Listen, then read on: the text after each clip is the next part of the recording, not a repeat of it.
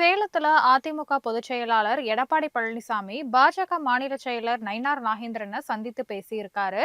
பிரதமர் நரேந்திர மோடியோட 75வது பிறந்த நாளையொட்டி கோவையில நடைபெற்ற மாரத்தான் ஓட்ட நிகழ்ச்சியில நயினார் நாகேந்திரன் கலந்து கொண்டாரு. இந்த நிகழ்ச்சியை தொடர்ந்து சேலம் சென்ற அவரு எடப்பாடி பழனிசாமியோட இல்லத்துல அவர் சந்திச்சு பேசியிருக்காரு. சேலம் நெடுஞ்சாலை நகர்ல உள்ள இல்லத்துல இந்த சந்திப்பானது நடைபெற்றது.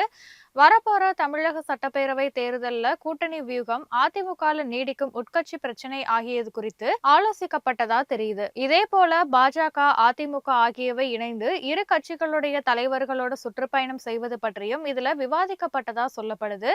தமிழக பாஜக மேலிட பார்வையாளர் அரவிந்தன் மேனன், மாநில துணைத் தலைவர் KP ராமலிங்கம் ஆகியோரும் இந்த நிகழ்ச்சியின் போது உடனிருந்தாங்க.